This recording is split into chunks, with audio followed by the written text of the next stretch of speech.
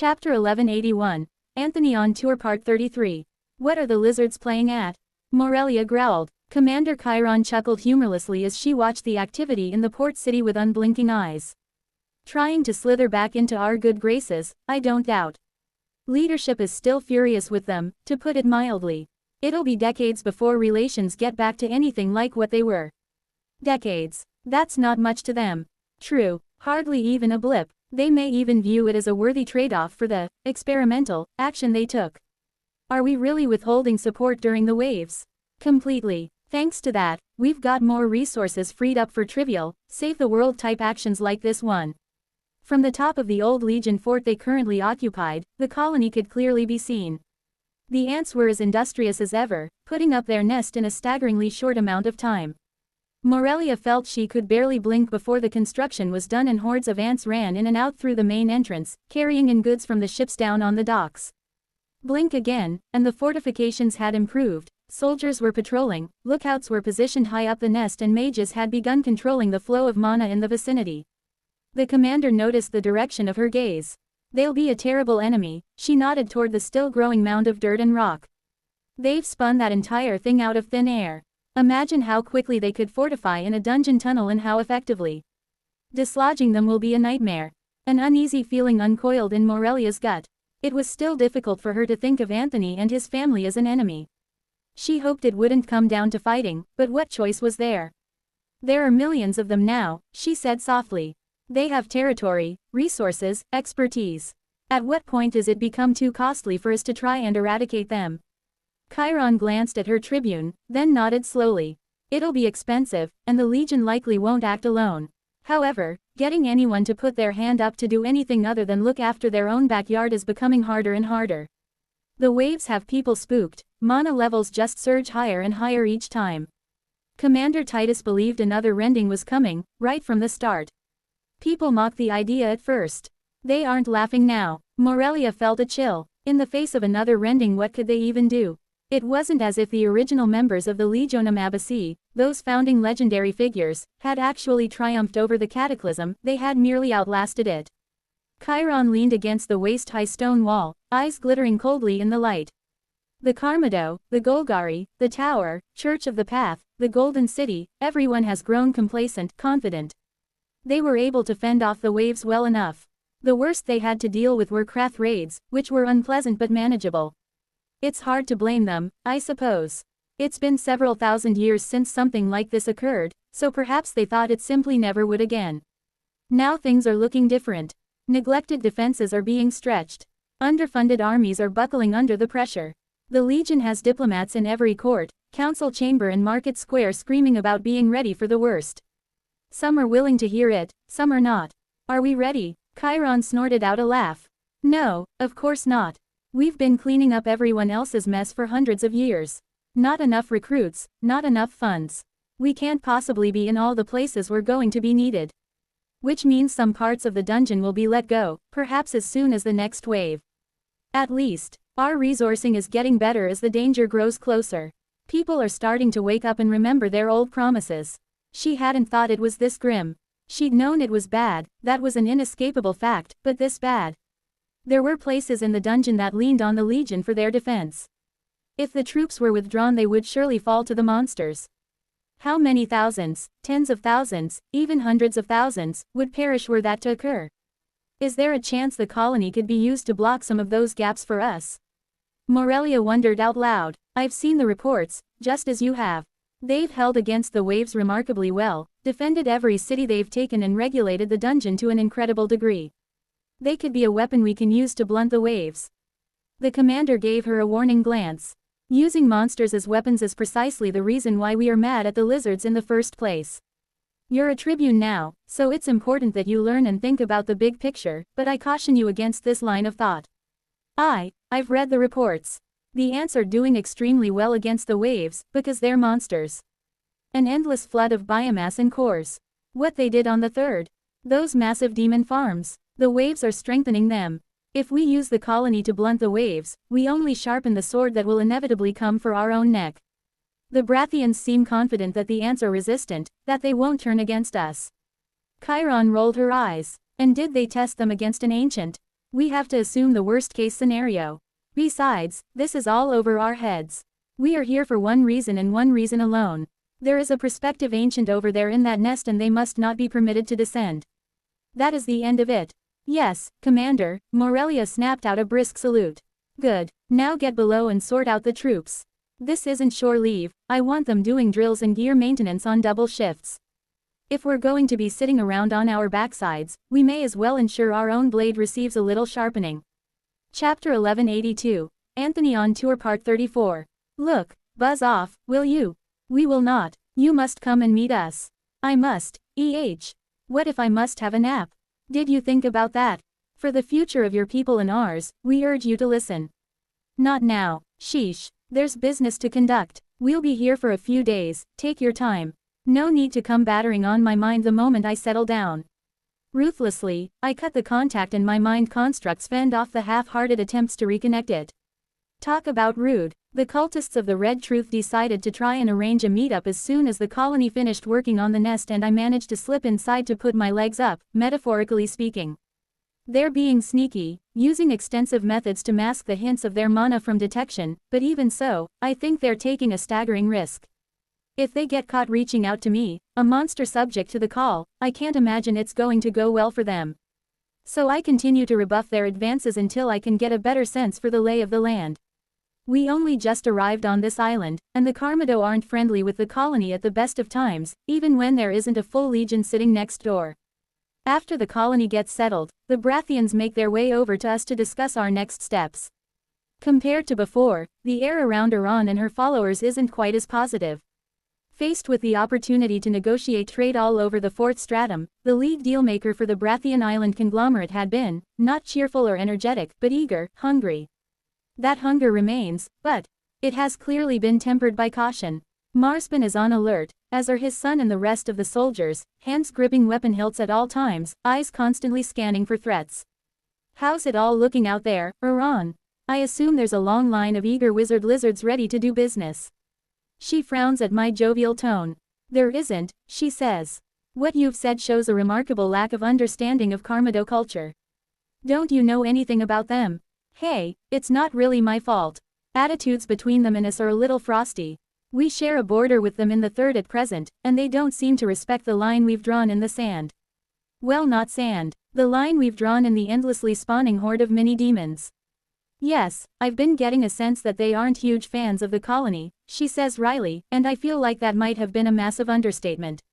To clear up your confusion, the Karmado themselves do not engage in trade. Ever. They don't buy or sell. They don't haggle. They don't conduct any form of commerce. It's considered unseemly for a Karmado of any station to even mention money. Yeesh. I knew they were stuck up, but this takes it to a whole new level. I assume the Setsula are responsible for doing all of this. Exactly. Every Karmado will have a Setsula who is responsible for managing their finances.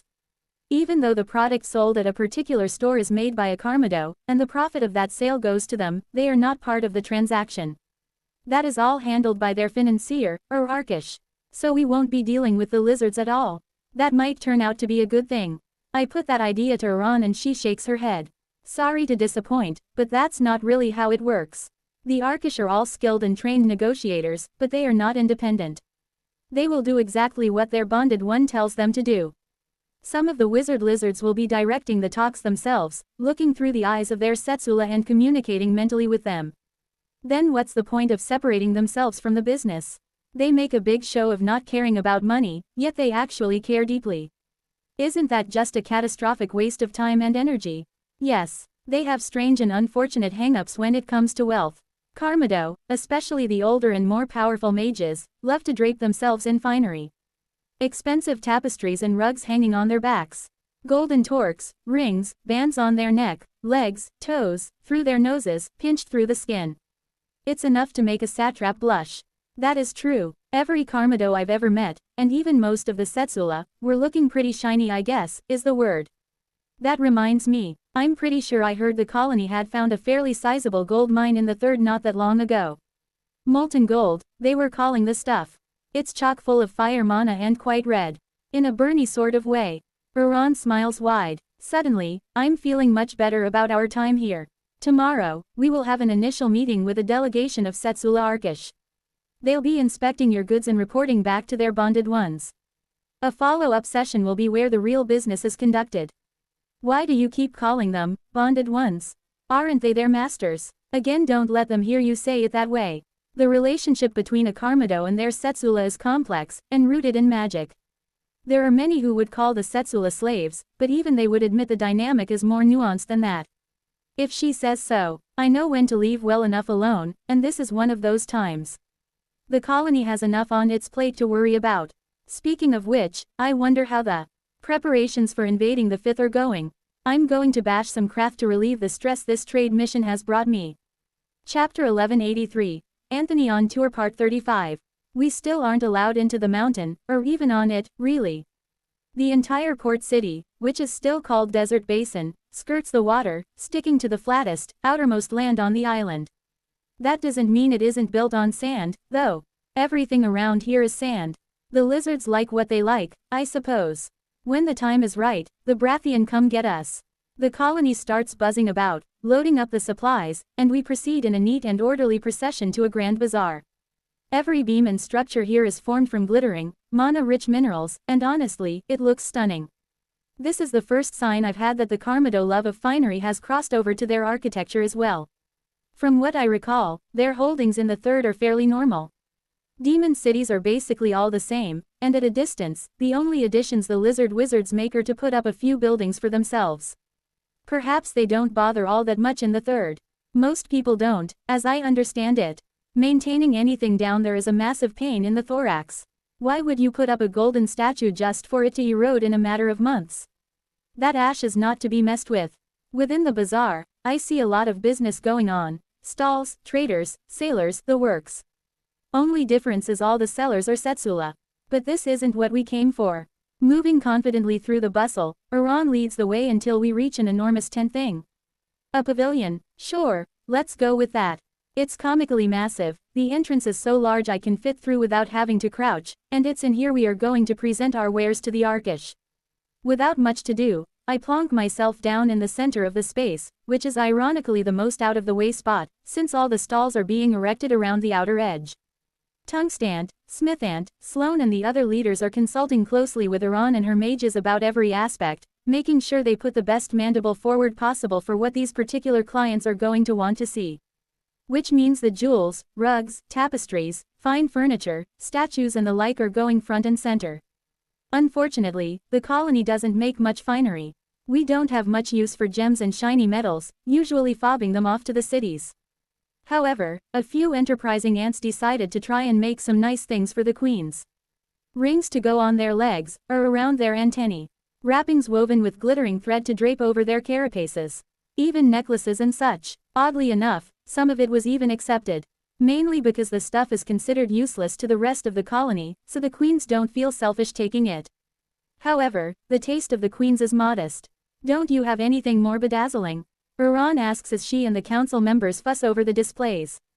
The Karmado are not shy about flaunting their wealth. The bigger and more ostentatious, the better. Smithant shakes her head, sending her antennae waving.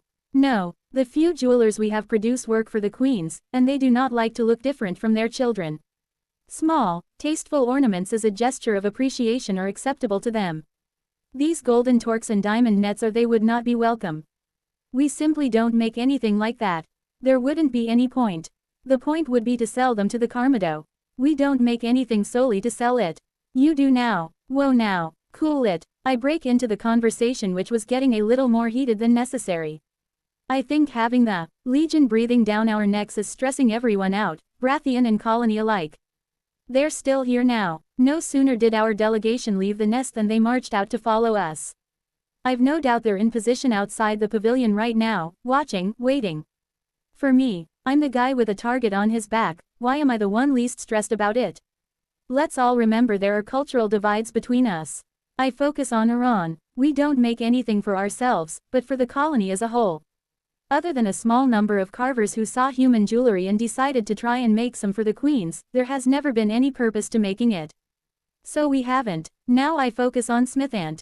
If our metalworkers know that producing these sorts of goods will mean cores flowing into our nests and empowering our brood, Then they will make some, we won't even have to ask them. You and I both know that. It's not making things to please the whims of the lizards, it's turning metals and gems we don't want into cores that we desperately do. Both of them settle down a bit and I turn my eye to the somewhat meager displays we have put up.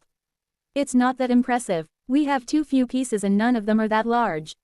Iran is trying to make do with what we have to display the range of our skills, but there just isn't enough there. This isn't going to work. Everything is spread out too much. The stalls look like someone has already come through and bought everything.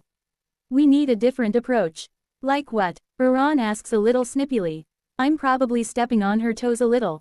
Do Brathians have toes? I think so. She's wearing shoes right now, so I can't tell. I'm guessing the best way to sell to the Karmado is to turn up with stalls absolutely groaning with glittering trinkets.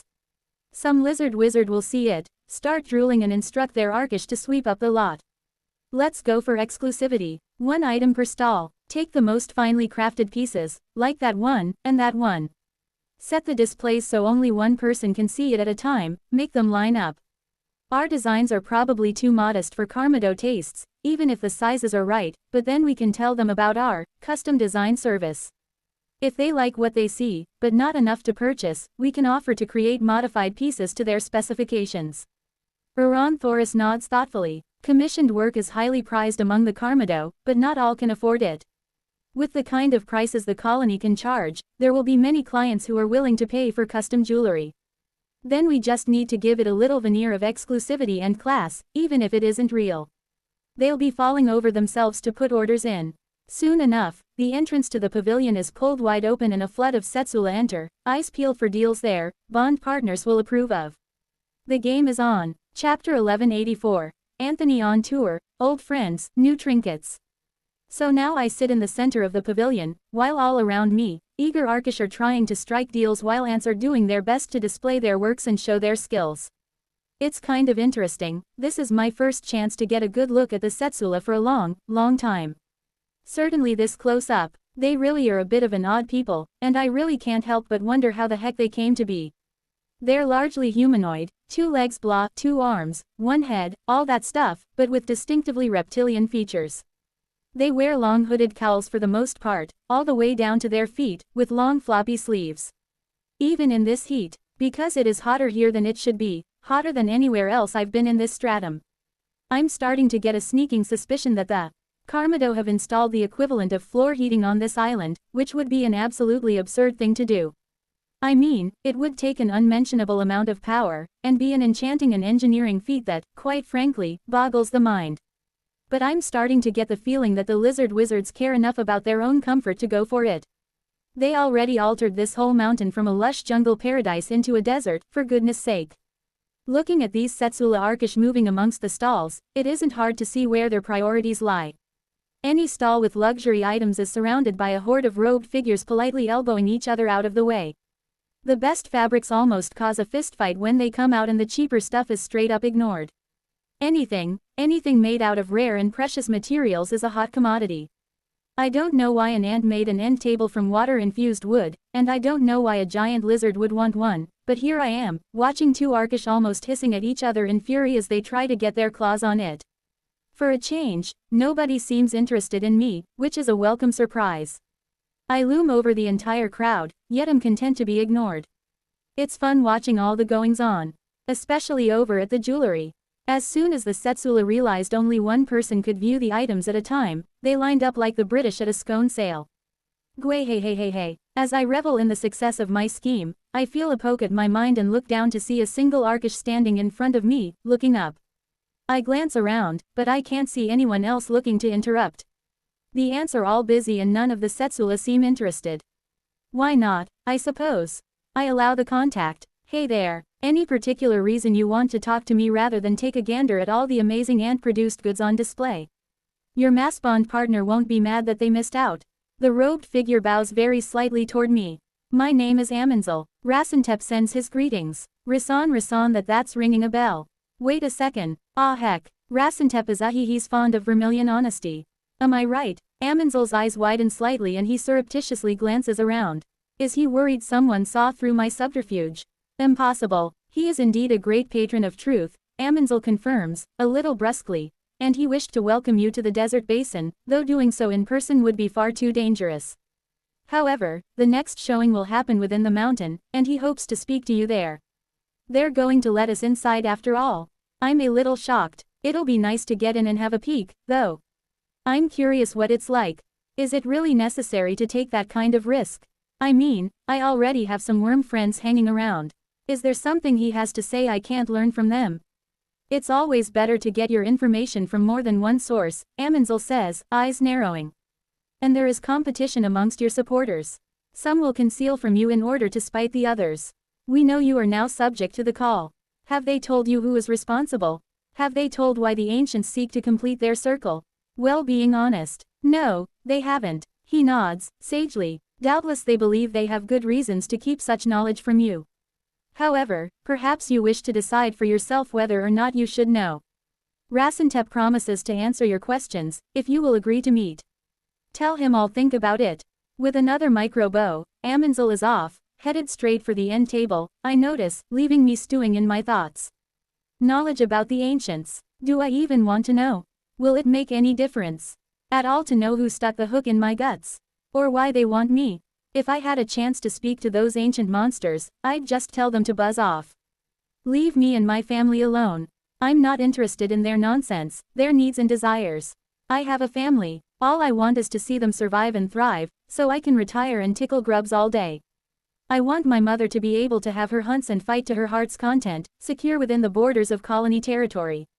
I want Vibrant to run, Brilliant to experiment and Solent to scheme in safety. All of that would be so much easier to achieve if the ancients didn't exist at all. Chapter 1185. Anthony on tour, Lizard needs. It went well, possibly not as well as we could have hoped, but better than I expected. Iran paces around me in the pavilion as the colony takes down their stalls and begins to pack away the goods once more. It's a lot of effort, but 10,000 ants make short work of laborious tasks like these. Can you elaborate on that for me? I ask, and Cobalt, standing next to me, nods as well. I need a bit more of a breakdown than that. Of course. Iran holds out her hand and one of her retinue is ready and waiting with the documents she desires.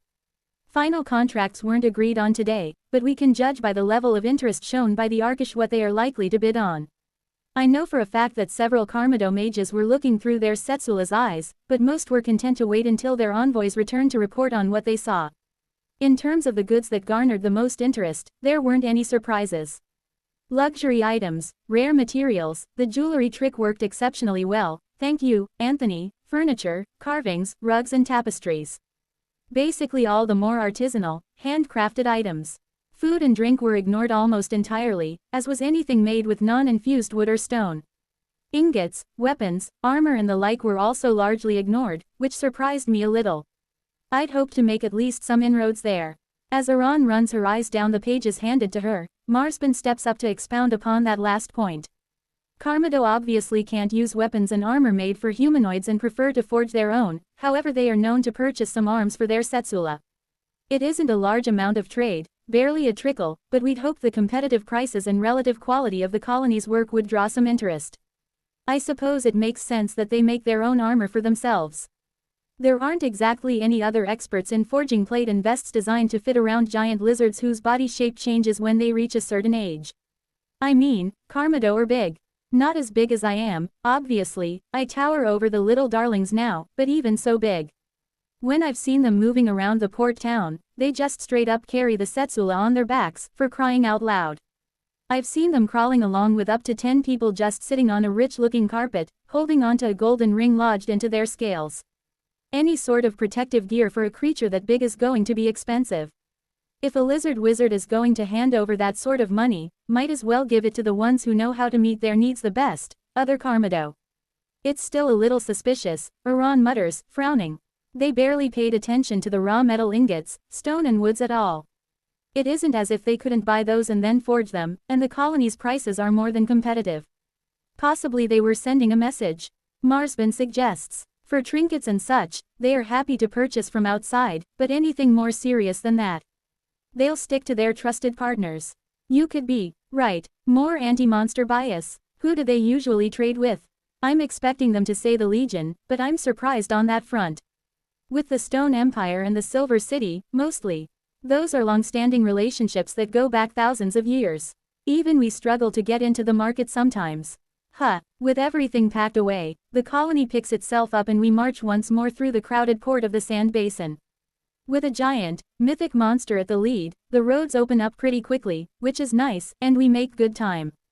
Of course, who do we find waiting back at the nest, overlooking the entrance? The Legion, of course.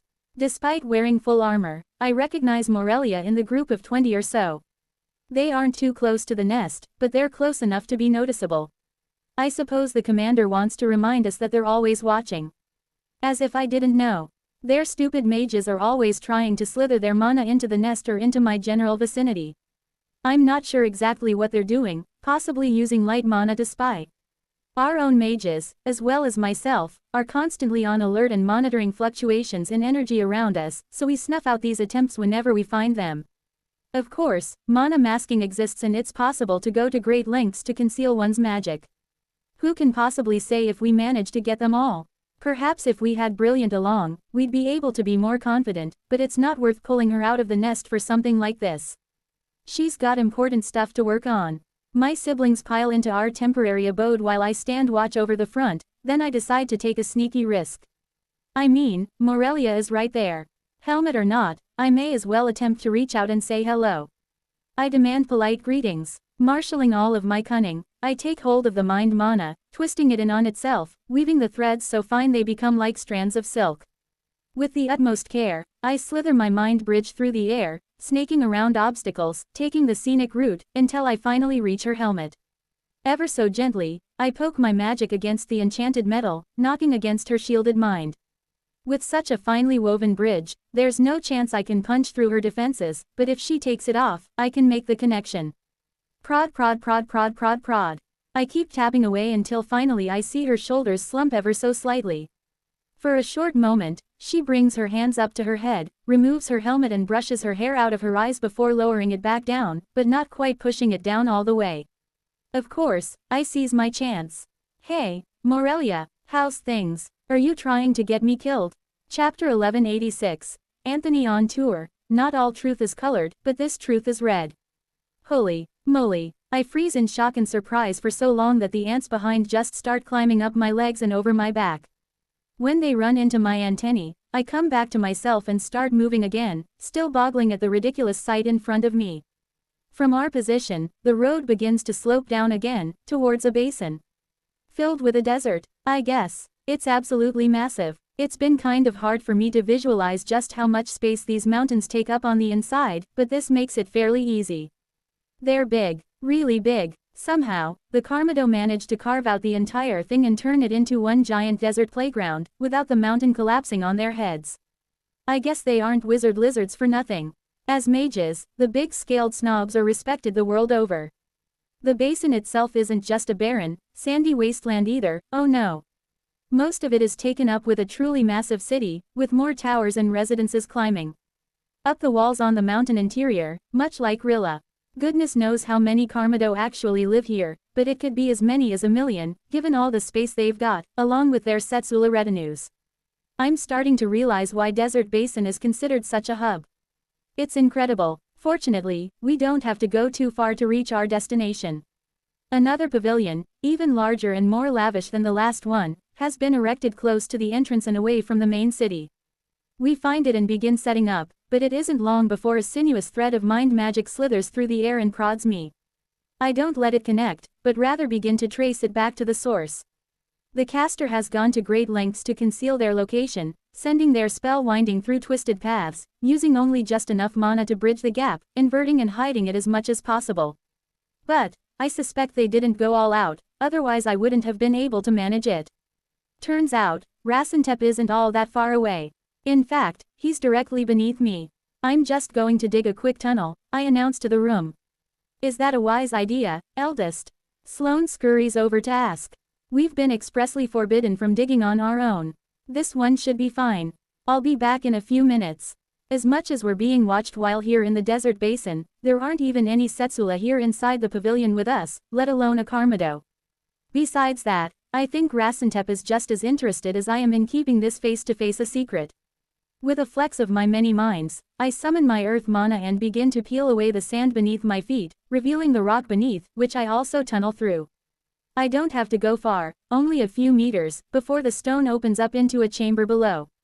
I clear just enough space to squeeze myself through and head down, sealing the tunnel shut again behind me. I find myself in a dimly lit, secretive-looking space, with braziers burning low in the corners. As expected, Rasantep is here, the massive Karmado, with his arms folded across his chestish bit, along with his full retinue of Setsula. As his kind prefers, the lizard wizard is fully decked out in golden decorations, rings, torques, bracelets, all thick and gleaming, adorn him just about everywhere they can. In fact, I think he has a new nose ring, something I haven't seen on any other Karmado. Once again, that barely noticeable thread of a mind bridge reaches out to me, and this time I accept it. Hey Rasantep, how've you been? Not rustling termites at all, are you? The old lizard flares his nostrils, eyes narrowing. I hope you have not come to speak to me of termites. There are ancient beasts of unfathomable power in the deep beneath us, waking for the first time in centuries. It would be a waste to spend time conversing about those things. He's not wrong, termites still suck, though. Hate those guys. Alright, fine, I know Arcanidum is awake, which should be exciting for you. In fact, I saw him, kind of. Freaky looking thing. The Karmado grows still, as do his servants, cluing me in that they too are part of this conversation. You saw the demon god? He asks carefully. Well, in person, no, he sort of projected himself via ambient mana. I don't think I can explain it better than that. Looked like a demon larva, except big. And on a chair, throne, thing, except the chair is alive. No wait, the chair is part of him, and he is alive, so the chair is too. Alive. Somehow, the ancient mage manages to make sense of what I'm trying to say. Yes, your description matches what we know of the demon god. He appears as his children, the larval form of the demons, except seated upon a great throne, and colossal in size. Do I feel like there's a little bit of reverence in the eyes of this lizard and his lizard-adjacent servants as they look at me? I hope not, holy moly. Look, I know you're big supporters of Arcanidum, or worship him, but I have to say, I'm not a fan. What he's doing to the demons? Forcing them to fight each other? Lame, big time. That doesn't go down so well, but Rasantep manages to restrain himself. Let us not discuss the relationship between the demon god and the demons. That goes back a long time, and is more complex than you might think. Let us instead turn to the knowledge that you crave. We do not have long, and I am certain you have many questions. Chapter 1187, Anthony on tour, enter the lair. Me, get you killed? Of course not. Anthony, I'd ask what you think would happen to me if I were caught conversing with monsters in secret, but you probably didn't think about it at all, did you? Guilty. I'm cutting the link. Wait, give me a couple of minutes to talk and I'll prevent Isaac from running up to meet you. Silence on the other end for a few long seconds. He doesn't know I'm here, does he? He's already on his way. Judging by the speed he's moving, he's on foot rather than on his cavalry partner. I doubt she'd be willing to carry him just so he could talk to an old friend. For whatever reason, I get the sense Morelia doesn't want to talk to him, though, so I can leverage this to my advantage. Did you know he had flowers delivered to the Legion Fort addressed to me? No, how would I know that? Were they nice flowers? That's not the point. What is the point of sending flowers over? I mean, I guess they're nice to look at and smell. I suppose. Whatever, I don't have much time and I don't want to spend it talking about Isaac and his odd behavior. Look, I just wanted to talk more about why you're here. She immediately grows more serious. The Legion is here for you, Anthony, she sighs. They won't sit idly by and let you descend any further. They do not want to let the ancients have what they want. I know that much, even if nobody seems to know exactly what the ancients want another member for. I don't suppose you have any idea. I don't. I'm not even sure the Legion does.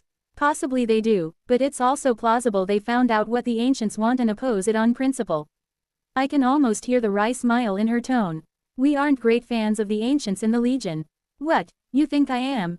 Monsters who get the call are threats. What about the poor monster? Wasn't Garalosh basically driven mad by it? You'd know better than I would on that front. I suspect Garalosh was more than a little mad even before she got the call. Don't you? Sadly enough, I agree. I didn't get anything like a complete look through her mind, but she was a crazy crock, no question. Well, it sucks. Unequivocally. Completely. Not a fan. And it's super irritating that I don't even know why. If the Legion doesn't know, then I have only one more option. Looks like Rasentep might be getting his meet and greet after all. I have questions, damn it. I did want to say this, though, while I have you. I spoke to the Brathians about the Legion's concerns, and they don't seem all that fussed. They said they tested the colony against outside influence and we passed with flying colors. It also appears as though they don't take your concerns about the cataclysm recurring quite that seriously. The opinion of your Brathian allies isn't shared by the leadership of the Legion. I'm sorry, Anthony, I don't think anything is going to be able to shift their views on this. The hunt for monsters experiencing the call has gone on for over a millennium, and threats like the colony have always been something that they take seriously. Nards. Well, it was worth a shot.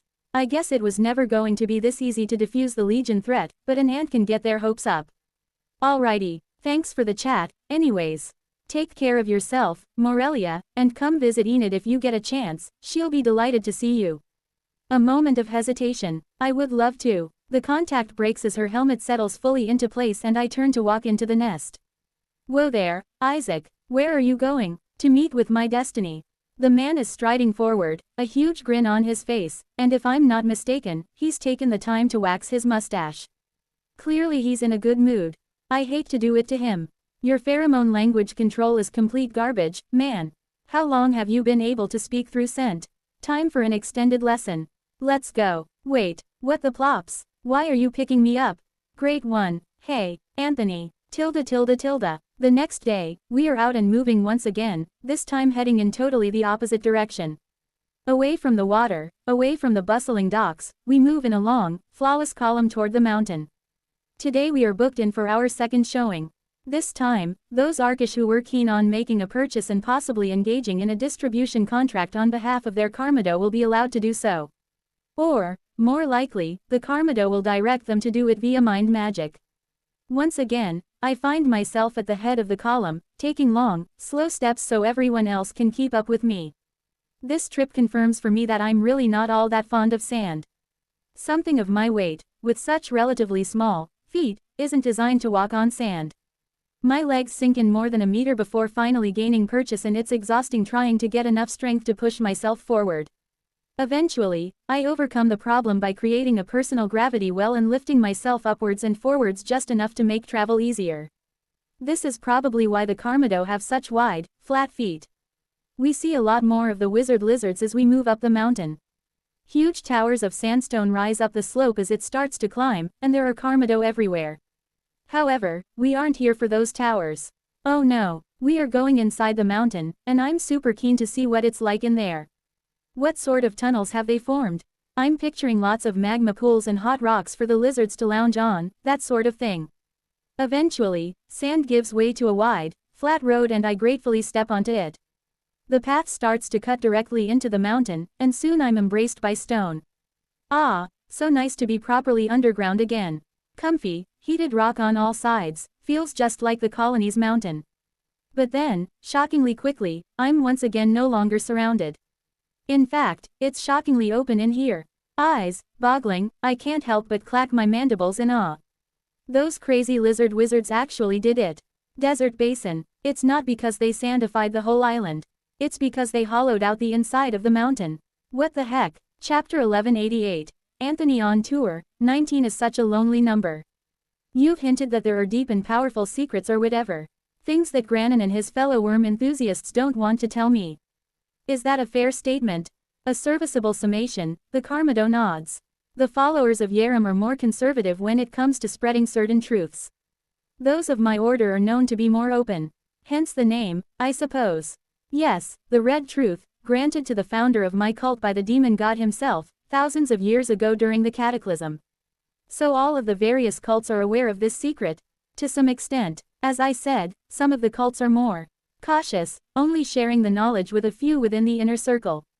It is possible your friend Granin does not even know what I am about to tell you. Ancient knowledge that Granin doesn't possess. I suppose I never even considered the possibility that not all cultists are equally informed. Obviously, I'm going to have to run all of this back past the big rockhead the next time I see him, but for now I'm keen to get some answers, finally. Well, I suppose I have two main questions. First, why the heck the ancients are so keen to get another member of the club? Second, who specifically is responsible for the call? I want to take a bite out of them. The Setsula, Amanzel, doesn't respond well to my casual threats against the ancients. You had best show some res. Rasentep snorts, and the robed servant freezes on the spot. I apologize for this behavior, Anthony. I will speak to my Setsula about proper conduct at a later time. My antennae wave a little uncomfortably. Look, don't be hard on the guy. The ancients are essentially gods to you, right? I probably shouldn't run my mouth so much. I'm just not all that happy about having the call applied to me. It's rather painful, and I fully intend to bite whoever is responsible. You are correct, the ancients are godlike beings to us, and if we seek to push you up to that high seat, then you too are worthy of a measure of respect. For you to threaten or insult them is different than if I were to do so. After all, you may become their peer. The lizard wizard gives himself a brief shake, sending his jewelry rattling. Once he settles, the servants around him move quickly to ensure all of the tapestries, rugs and jewelry hanging off him are properly aligned before stepping away again. Though we are not in a position to ask the ancients directly, we believe that only one of them is responsible for applying the call to promising monsters. That is Odrin, the father of monsters. Huh, just like that, Odrin, why do they call him the father of monsters anyway? His cultists would tell you he is the first monster ever spawned within the dungeon, though nobody else shares that particular belief. Certainly, he is amongst the oldest of your kind. He is not my kind. Unless he's an ant. Is he an ant? No. Then screw that guy. Odrin has mastered a form of magic closely related to the dungeon itself, turning pure mana into monsters.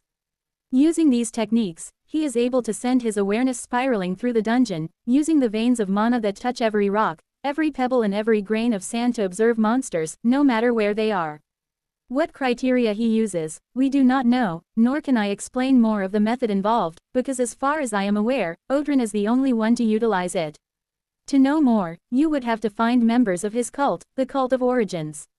That's kind of creepy. He's keeping tabs on every monster in the dungeon. I doubt it. If anything, he's probably latching onto monsters who are stronger than those around them, or something along those lines. I refuse to believe one monster could process that much information. There are billions of demon larvae alone. All right, that was fairly painless. What about the other question? This answer, the red truth itself, is dangerous knowledge. Are you sure you want to know? Asking me this now? I mean, under normal circumstances, I don't really care what the ancients want, because why should I? Now that I'm here, though, asking this is just insulting. Spit it out, Rasentep. Don't try and act all spooky and mysterious at this point. To answer your question fully, we must discuss the formation of the dungeon itself. We know that people lived on the surface of this world long before the dungeon opened. Itself. Our understanding of that period of history is sourced only from the scraps of knowledge given by the ancients themselves. They were the only creatures to have survived from the early formation of the dungeon. It began in the center of Pangura, where the mana is thickest, and slowly spread its tendrils outwards. Monsters born in those times were powerful, emerging from the thickest mana in the planet, and they quickly began to fight amongst themselves. Battles that would shake continents and topple mountain ranges were common occurrences. Only the mightiest survived and began to carve out their own territory. So it was for many, many centuries. Very rarely was a newcomer able to rise up and overthrow one of these tyrants, the early ancients, but it did happen. Slowly, the dungeon expanded outwards, adding new strata, until eventually it reached the surface. I know all of this, pretty much. Ancients stuck in the middle of the world, unable to rise, as the dungeon slowly expanded, until the mana surged, and the rending began. I mean, this much is basically common knowledge, right? Well, common amongst the people who know about this stuff, anyway. I am merely providing context. For many in this world, the rending was the time all of modern history began. The old kingdoms were torn apart by a flood of monsters and the dungeon age began, new empires rising from the ashes. However, at that time, the truth had already been discovered. Each of the Setsula looks solemn as their master speaks of the truth. Even Rasentep, expressionless scale face that he is, has an air of gravity. Even I feel like being serious. The red truth, as told to us by Arcanidum during the rending, is simple. This world is a prison. Despite all of their tremendous power, the ancients have been unable to breach the wall that separates this place from the rest of existence. They are trapped here, as are all of us. When another arises who can match their strength, the ancients believe they will succeed. By pooling the power of the 20th ancient, they will shatter the walls of this prison, and escape into the universe beyond. Chapter 1189. Anthony on tour, another brick. My conversation with Rasentep is short, and soon I have to open up the way and slip back into the pavilion, head buzzing with what I've learned. This is the truth of the ancients. They've had enough of Pangara and want to get the heck out. Why, this place seems fine. I mean, would I remove centipedes from the spawn pool for monsters? Yes I would. And will. Other than that, people seem to be getting along all right. And what happens to Pangara when this dimensional boundary is broken? Is the planet fine and the ancients just buzz off, or does it explode? Rasentep was pretty vague on this point, and I think I would want a definitive answer before I decided to worship Arcanidum. I mean, is the demon god trying to blow up Pangara or not? Fairly darn fundamental question. Surrounded by my family once more, watching them skitter about, setting up stalls, precisely laying out the fruits of their labors, I certainly want an answer to that question. Sloane, can I get a minute? Sure thing, eldest, just give me a moment. She finishes whatever conversation she was having and comes over to me, antennae waving furiously. I'm extremely busy right now, eldest, I hope this won't take long. This isn't a battle, you know. It's shopping. The longer we are on this expedition and the more I speak with Iran Thoris, the more similarities I see. It may have been a mistake to leave Solent behind, she would have learned much. Probably, but she has plenty to do where she is right now. I'll be brief then, I need to talk to Brilliant. Urgently. Sloane's demeanor becomes grave. She can come to us, as I'm sure you know, but it may cause problems if an ant is detected jumping into the middle of a Karmado stronghold without a gate.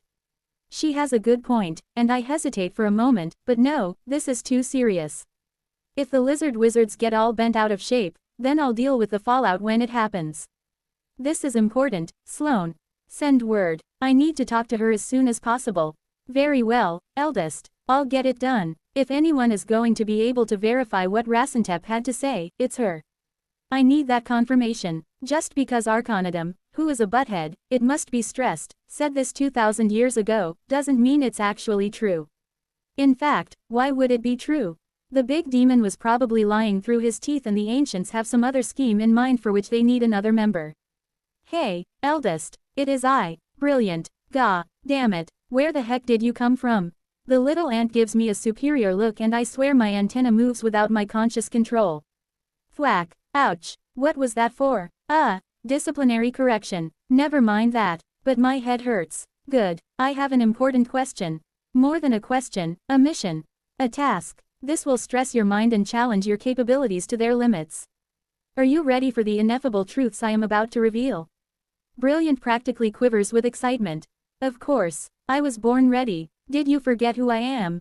I'm Brilliant. I'll connect a mind bridge, because this is sensitive information I'm not sure everyone in the colony should know. You getting me? Loud and clear. Good. Now, I have learned, from an ancient order of hidden scholars, that this world is a prison. Not much reaction. I decide to add emphasis. Done. Brilliant continues to stare up at me expectantly. Sue, apparently there's some sort of dimensional barrier thing that cuts Pangara off from the rest of the universe. Or something, and the ancients really want to break it but can't. She's still looking at me, waiting. So I want you to work out if that's true. It is. Right, I feel like I'm missing something here. I told her the secret truths of the world, I'm sure I did. Where is her reaction? She loves this stuff. What's the secret mission, eldest? Don't tease me any further. My mind is burning with curiosity. Tell me now. She's so excited she starts prodding my leg with one of her antennae. Wait, just hold up a second. What do you mean, it is? You already know this world is a prison. Well, I know there's a huge dimensional wall that locks it off from somewhere. It's present in every dimension and forms a sphere around the planet. So prison, sure, makes sense. She slumps. Wait, that's what you wanted me to find out. Yes, this is meant to be a big secret that not many people know about. Oh well, it's one of the first things I learned when I started dimension hopping. Smacked headfirst into the wall and almost died. Good fun. I feel like I have a headache coming on. If nobody knows this, then how did you figure it out so quickly? I'm Brill. Thwack. IANT. Ouch. Still finished it, She's dedicated. Seriously, though, I refuse to believe nobody else can figure this out in 2000 years and you did it in about 2 months. Well, I can tell she just wants to say she's that much smarter than everyone else. I do have advantages as a monster that others don't have. Throwing oneself physically into another dimension isn't exactly easy without having our unique advantages. Impossible, really. I'm guessing she's saying she has mutations that help in that regard, which obviously a normal person can't get. Alright, maybe you won't have an answer for this question then. If that barrier is broken, what will happen to Pangara? Ooh, not sure. Boom, maybe or perhaps no boom. On the other mandible boom. See if you can get an answer without exploding any parts of the nest. Or the planet. You got it, eldest. I'll get right on it. Chapter 1190. Anthony on tour, and nobody got hurt. Odrin, the father of monsters, oldest and first amongst the ancients, we beseech thee. Grant us freedom from the prison that binds us. Preserve us from the creations of your power. Watch over and protect us with your omnipresent sight. Save us from ourselves. Prayer of the Cult of Origin. Lost in my own thoughts, the next few hours blow past without me really noticing. The colony finished setting everything up. Setsula Arkish came and haggled over everything, mostly the jewelry, also the end table, then it was time to pack up again. The only thing that really jolted me out of my thoughts was when the table in question was eventually purchased. As the winning Setsula claimed the prize on behalf of his Karmado, he decided to open the drawers to make a full inspection of the purchase, only to recoil in surprise when a demon sprang loose. Uncoiling himself and leaping in one smooth motion, Odin bellowed his fury, blade arms flashing with murderous red light. Anthony, I'm coming for your head. I swatted him out of the air with my mandibles. That's where you ended up. I could have sworn you were stowed in a cabinet. Apologies were made to the client, of course, and Odin was rounded up without any further incident, which was great. With that, our stay on the mountain home of the Karmado, Desert Basin, has come to an end. Oddly enough, without any real incidents. Almost boring, in the end. No, Anthony, don't think that way. Expecting everything that happens to turn into an unmitigated disaster in one form or another is not a healthy way to live your life. Honestly, I don't know what I expected to happen, but the revelations from Rasentep should be enough to fulfill the excitement quota. I don't even know what it means for me, this so-called truth. Is there an option where I become the 20th ancient, then tell the others to get stuffed? I'm guessing in that case they would band together to put me down and try and raise up another one. Maybe I find Odrin and bite his leg until he releases me from the call. Perhaps the best solution is that I help raise another monster to the position of ancient, then there would be no reason to keep this hook in my guts. But that would only be viable if I was certain the ancients escaping wouldn't destroy the planet. This is too much for my poor aching brains. I'm not built to worry about things this important. At the same time, I don't want to offload all of these concerns to the council until I know more. There's nothing they can do about any of this in the present moment, and the colony has enough things to worry about. Securing territory, bulking up our defenses, training more young, securing these deals. The cores that flow from this trade will be a wonderful supplement to our own harvesting efforts, ensuring more young ants can grow and evolve with fully enhanced cores. Then we can see about fixing the 5th stratum. With our business concluded, there's nothing to do but get our trade fleet back on the water. The nest is torn down in short order and the column of ants once again marches through the port streets, tons and tons of ant goods gripped in powerful soldier mandibles. Before long, every one of my siblings is once again stuffed below decks and I am back in place, balanced on the deck of the large, wide tub while the Brathian crew works around me. There's a lot that goes into getting a ship like this to move the way they want it to, even after magic gets involved. Lots of ropes and pulleys, climbing, knots and all sorts of other stuff that makes no sense to me. The main thing I need to focus on is not slapping any of the crew with my antennae accidentally. And apologizing to Odin, of course. Look, I told them to look in every cabinet, which was clearly my mistake. I had no idea you were in the end table. I have unleashed rivers of blood for lesser insults than this. My anger isn't quenched. He wriggles violently, attempting to lash out, but suspended above my head in his own little gravity well, there isn't much he can do. I said I was sorry, now come on, let it go. We are out on the water, sailing. Great big adventure. Isn't that exciting? What excites me is blood. Bloody good times, exactly. We're headed off to the kingdom of the Golgari, that should be fun, right? Lots of big ol' stone people, living in a big ol' stone mountain. Sound interesting? No, they also hate our guts and want to kill all of the ants. That's a little better. Honestly, this is the one I'm most worried about. The colony and the Carmado have been rattling the sabers for ages, but outright warfare hasn't broken out.